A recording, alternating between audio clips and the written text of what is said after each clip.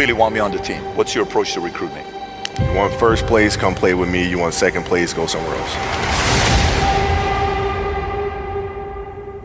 Like I would watch Magic play. I'd watch Michael play.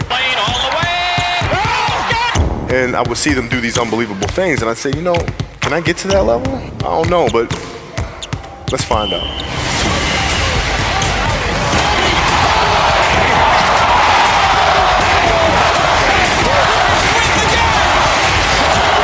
That's why he's the best player in the game. So I was like 57 on the list. And so I will look at 56, 55, all the way up to number 1, who these players are, what club teams they played for. So when we go on an AAU travel circuit, I got to hunt them down, right? And so that became my mission in high school, is to check off every other person, all those 56 other names, hunt them down and knock them down. You know, sometimes we are so worried about what other people think about us. You know, it's like, oh my gosh, what if they think I'm crazy? What if they think I'm over obsessive or competitive? And what if this is like, you're too much? This is just not healthy for you to be thinking this way, right? Yeah. How did you get your mindset into this alter ego to be comfortable being Black Mamba? Like, how did that happen? It's a good separation for me, you know, emotionally, to be able to put myself in a place where at practice or when I'm training or during games, I switch my mind to something else. I switch my mode into something else, right? For me, it's the equivalent of Maximus Decimus Meridius in Gladiator picking up the dirt, smelling the dirt. It's go time. My hands are big, but they're not massive, right? So you got to figure out ways to strengthen them so your hands are strong enough to be able to palm a ball and do the things that you need to do. Quickness, I was quick, but not insanely quick. I was fast, but not ridiculously fast, right? So I had to rely on skill a lot more. I had to rely on angles a lot more. I had to study the game a lot more. And, but I enjoyed it though. So like from the time I can remember when I started watching the game, I studied the game and it just never changed. Did you have ways to improve your game by looking at data, looking at conditioning? What were some of the factors you looked at on how to improve your game season after season? The game itself it's a complicated answer. So there are very tactical things in terms of footwork and geometry of the court. So you're looking at the court and looking at the 45-degree angles that the court is shaped in and how it needs to operate. That's one component to it. So looking at spots on the floor where you can increase your efficiency, right? You can be on the wing, but there's a certain spot on the wing that improves your angle to drive to the basket, right? So that sort of stuff. Footwork of the opposition, looking at the emotion of the opposition, their tendencies, their weaknesses, and all that stuff. Understanding the momentum of the game, how to create momentum shifts, where momentum shifts come from, all this sort of stuff.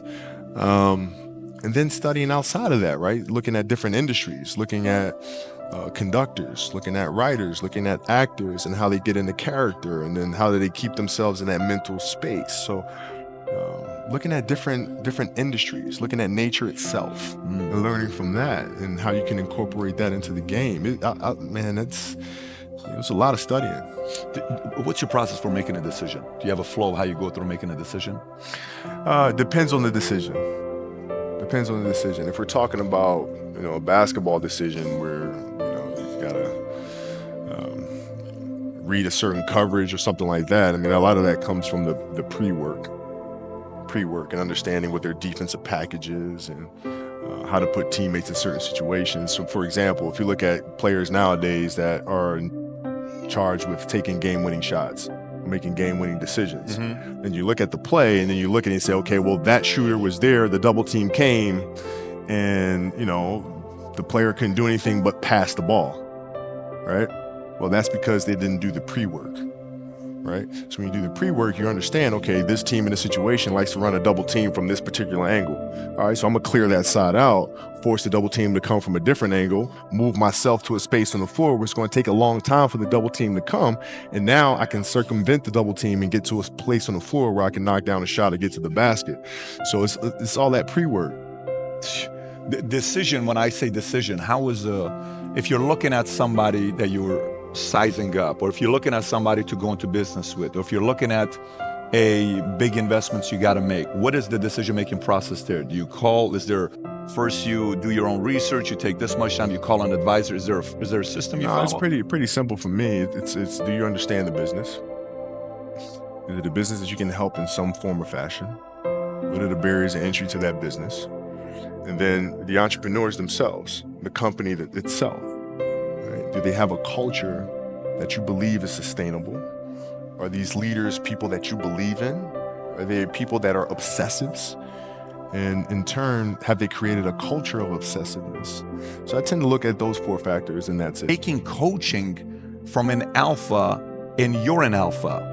And was there a progression of you finally understanding him or him understanding you? What did that look like, the relation between you and Phil? No, at first it was rocky, but I didn't understand it was rocky. And let me elaborate. I was extremely naive. And with Phil and his genius, his responsibility was to get the team to a place to win titles. It wasn't to appease one player. It wasn't to look out for this player. It was to get the collective whole to win a championship. So he would do whatever it took to make sure that happened. He would see the friction between myself and Shaquille and say, okay, how can I use that? All right, I know Kobe has a passion to play, so come hell or high water, doesn't matter what's going on in his personal life, doesn't matter what's happening here with the team, he's gonna show up and perform no matter what. Shaq is more emotional. If something's going on, he won't. So therefore, I gotta figure out how to create a wedge between myself and Kobe, because then that brings me closer to Shaquille. And then that helps me better manage Shaq. So that was his ability to manage the team, which was absolutely brilliant. I used to tell him all the time, I said, Phil, look, I know what you're doing, bro. Like, don't insult my intelligence. I know you're being a dick to me on purpose. Like, just like, tell me. No. Okay, you're gonna stay with it. All right, cool. All right. How's your relationship till today? I mean, you guys won 5. It's like a father figure. Really? Yeah, it feels like a father figure, man. So when you were hearing all the experts saying what they were saying, commentators saying what they were saying about Phil, how were you taking that when they were saying what they were saying about him when he was at the Knicks? I thought it was funny. And I told Phil, I said, Phil, you know, this is all just karma for writing literally 3 books about me. This is your karma. Told him? I did tell him. It was just all in good fun. But I was upset because people don't understand him. And he is a genius in every sense of the word. And how he sees the game, how he sees the spirituality of the game. And people don't understand that. And worse than that, they're intimidated by that. And even worse, they try to discredit that because they do not have the level of passion and obsessiveness to get to that level. So they figure the best thing to do is to tear that level down. I'm with you. They're 100%, by the way.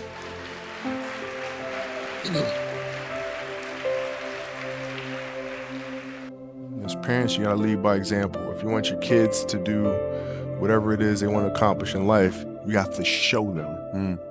You can't. You gotta show them. And that's what I tried to do. You're obviously doing that, man. I'm the father of 4 girls. So that is my next obsession. How do we lead that charge from the front?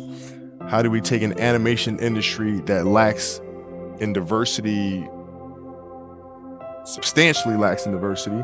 How do we take some of those old animation techniques and teach a whole new generation of animators to come in and create films to inspire the world? And we're getting after it. I think everybody knows crystal clear Kobe's going to get whatever Kobe wants. That's crystal clear, man. Brother, appreciate you for coming out, man. Truly, this has been a blast. Make some noise, Kobe Bryant. Thank you.